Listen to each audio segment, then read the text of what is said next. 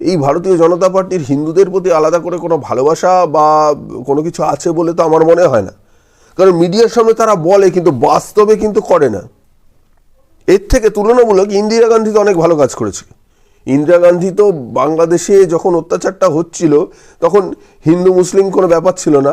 বাংলাদেশকে অত্যাচারী পাকিস্তানের কাছ থেকে বাঁচানোর জন্য বাংলাদেশকে পুরো একটা আলাদা আলাদা রাষ্ট্র করে দিয়েছিল। মুজিবুর রহমানের সেই মুক্তিযোদ্ধা বাহিনী নিয়ে মুজিবুর রহমান কইটুকু আন্দোলন করতে পারতো, কইটুকু লড়াই দিতে পারতো আর্মির সঙ্গে, যদি ইন্দিরা গান্ধী না সেনা ঢুকিয়ে দিত।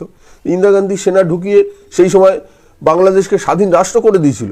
আর মোদিজি আপনি কি করছেন? আপনি আগে এত শক্তিশালী, এত ক্ষমতা আপনার, আপনি তো আমি দেখছি সব দিক থেকেই ফেলিওর। আপনি তো সব দিক থেকে ফেলিওর। আপনি ক্ষমতায় আসার পর নেপালের সঙ্গে ভারতের সম্পর্ক আগের মতো নেই। নেপালের সঙ্গে বরঞ্চ চীন সাকসেসফুল। চীন নেপালের সঙ্গে ভালো সম্পর্ক করে ফেলেছে, প্রায় 70% পার্টে এখন কিন্তু চীনের অধিগ্রহণ রয়েছে। নেপালের প্রধানমন্ত্রী বা নেপাল সরকার কিন্তু এখন চীনের প্রতি তাদের আনুগত্য অনেক বেশি দেখায়, ভারতবর্ষের প্রতি নয়। ইভেন আপনি মায়ানমারটাও যদি দেখেন, মায়ানমারের কোকো আইল্যান্ডটাকে ভারতবর্ষের কোনো একটা সময় নেহরু ওটাকে গিফট করেছিল মায়ানমারকে। সেই কোকো আইল্যান্ডটাকে চীনের মানে সৈন্যদের ঘাঁটি করার জন্য মায়ানমার দিয়ে দিল। তো সেখানে আপনি ফেলিওর, মায়ানমারেও ঢুকে গেল।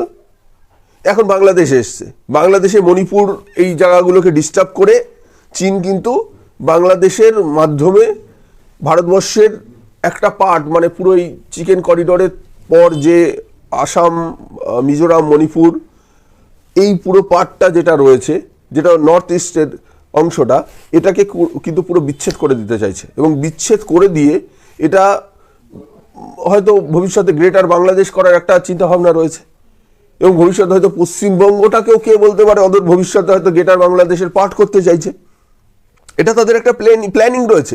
এবং এই জায়গায় দাঁড়িয়ে কিন্তু সেন্ট্রাল গভর্নমেন্ট পুরোপুরি ফেলিওর। কারণ পুরোপুরি ফেলিওর এই কারণেই বলছি, আপনার দেশের পার্শ্ববর্তী দেশগুলোতে কারা ক্ষমতায় থাকবে? আপনি একটা শক্তিশালী দেশ, ভারতবর্ষ একটা বিরাট শক্তিশালী দেশ, চীনের পর এশিয়ার মধ্যে ভারতবর্ষেরই জায়গা শক্তির নিরিখে। তা আপনার আশেপাশে পাশাপাশি যে দেশগুলো আছে সেগুলোর ওপর আপনার কন্ট্রোল থাকবে না। বাংলাদেশে শেখ হাসিনাকে কীভাবে সরে যেতে হলো, আপনাদের ভেতরকার খবর কি আপনারা পান না?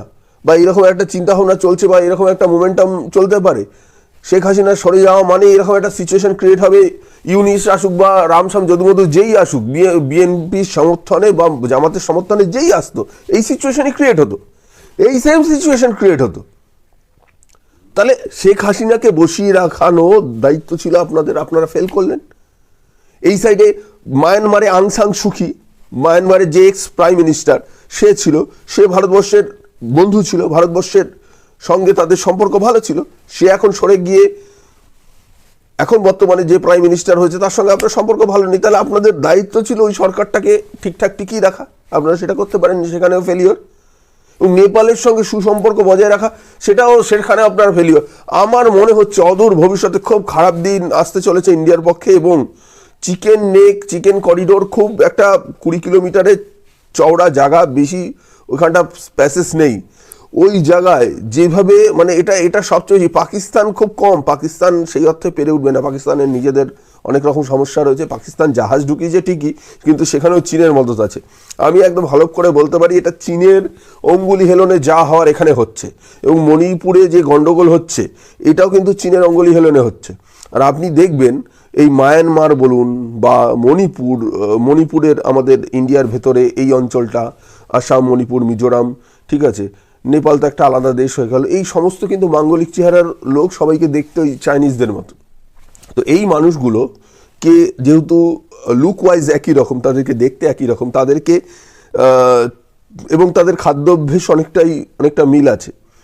নাগাল্যান্ড ওই সব জায়গায় দেখবেন ওই পোকামাকড়, তারপর কুকুরের মাংস, এই সমস্ত বিভিন্ন জিনিস খায় যেগুলো চীনারাও খেতে পছন্দ করে।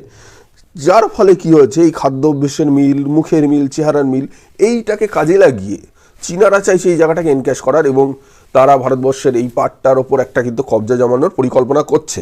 ইন্ডিয়া যদি এখন সচেতন না হয় এবং ইমিডিয়েট যদি বড় সড়ো কোনো চিন্তাভাবনা না করে, পজিটিভ কোনো চিন্তাভাবনা না করে, তাহলে কিন্তু বিপদে পড়বে ইন্ডিয়া। আপনারা তো ভয় কেন মোদীবাবু, আপনারা তো ভয় কিসের? আজকে চীনের যেমন অস্ত্র রয়েছে, পাকিস্তানের পরমাণু রয়েছে, আপনারও তো রয়েছে। আপনারও তো 600-700 বিমান রয়েছে, আপনারও তো এত সাবমেরিন রয়েছে। দু একটা একটু প্র্যাকটিস করুন, একটু প্র্যাকটিস করুন, একটু ওড়ান বিমানগুলোকে, রেখে বসিয়ে রেখে কি লাভ আছে? একটু ওড়ান হালকার ওপরে, হালকার ওপরে ওড়ালে তো বুঝতে পারবে, পাশাপাশি দেশগুলো একটু বুঝতে পারবে সমস্যার কথা। এই যে এক্সপোর্ট বন্ধ হয়ে গেছে, বাংলাদেশে আলুর দাম 100 টাকা ছাড়িয়ে গেছে, সমস্ত কিছুর দাম ছাড়িয়ে গেছে। সেদিন আমি দেখছিলাম পেঁয়াজের দামও হয়ে গেছে প্রায় 80-90 টাকার কাছাকাছি। মাছের পুরো মাংস বিক্রি হয়ে গেছে, কাটাগুলোকে নিয়ে, নাড়িভুড়ি নিয়ে বাংলাদেশের মানুষরা খাচ্ছে। এই তো অবস্থা হয়ে গেছে কিছুদিন এক্সপোর্ট বন্ধ করেছে বলে।